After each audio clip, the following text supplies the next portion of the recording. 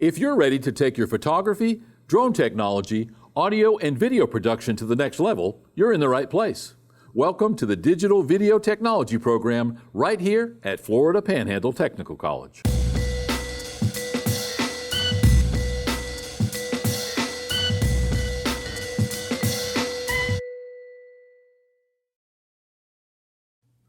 One question we get asked a lot here in the photography program at Florida Panhandle Technical College is, what's the best camera? Well, for my money, the best camera is whichever one you have in your hands. If you're standing in front of something that you want to take a picture of, but your camera's back at home in the closet, it doesn't do you any good at all. We tell our budding photographers to keep their camera with them. Taking pictures is the best way to get to be a better photographer. Another question that we get asked a lot is, what's the best entry-level camera? Well, there's not a nickel's worth of difference in any of the brands as long as you stick in the same price range. In other words, an entry-level Canon is probably going to give you the same kind of service as an entry-level Nikon. Now, there's an age-old argument about whether Canon is better than Nikon. Well, frankly, there's 15 or 20 different brands of cameras out there, and the entry-level in any of those brands is as good as the entry-level in any other brand. If you're going to buy a $3,000 camera, then that $3,000 Canon camera is going to be equal to about a $3,000 Nikon camera. You're going to get the same value for the same money in any brand. Well, you can choose any brand that you want, but it's important that you know lenses are proprietary. In other words, they will only fit on the camera for which they were made. Canon lenses will only fit on camera bodies. The same goes for Nikon or Sony or Minolta or any of the other brands. There are some third-party purveyors of lenses, Sigma, for instance, Tamron. These lenses can be bought for a variety of brands, but if you buy a Sigma lens that's made for a Canon camera, again, it will only be used on a Canon camera. They also say that you date a camera, but you marry a lens. What this means is that if you get a good lens, chances are it's going to last you probably your whole career, whereas camera bodies are only good for so many shutter actuations. It's a pretty tough pill to swallow when you find that that $3,000 camera that you bought is only good for so many shutter actuations or to take so many photographs, after which it starts to break down and you simply have to replace it.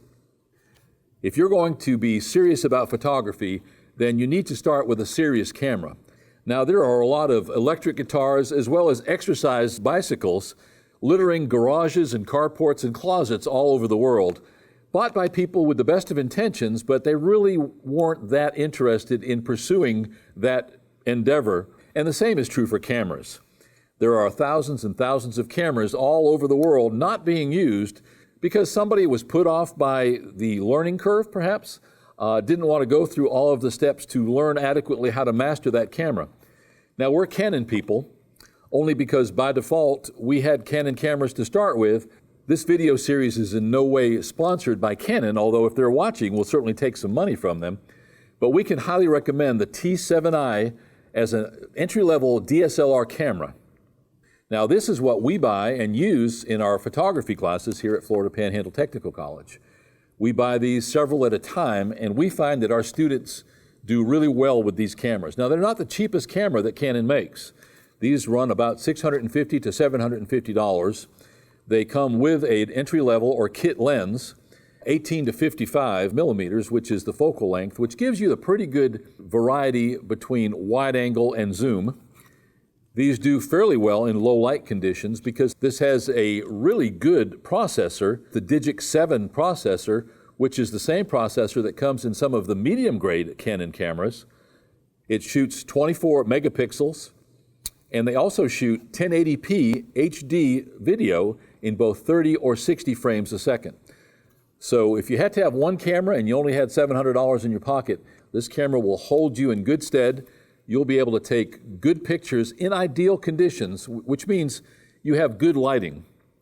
The only reason that you need an upper level or advanced camera is when you start shooting in low light conditions, when you start shooting video in those low light conditions as well, and also when you start shooting high-speed sports. If you're shooting race cars or you're shooting track meets or football games, which are both high speed and low light, And especially if you're shooting high school, college, or professional basketball, which typically are in not well-lit gymnasiums and certainly, again, high-speed sports, that's when you're going to need a faster lens and a faster camera. But if you're shooting in well-lit conditions, especially outside, then the T7i in the case of Canon cameras, along with that kit lens, is a great entry-level opportunity to learn more about photography and even to get into that intermediate range before you have to worry about spending a lot more money on an advanced camera or lens.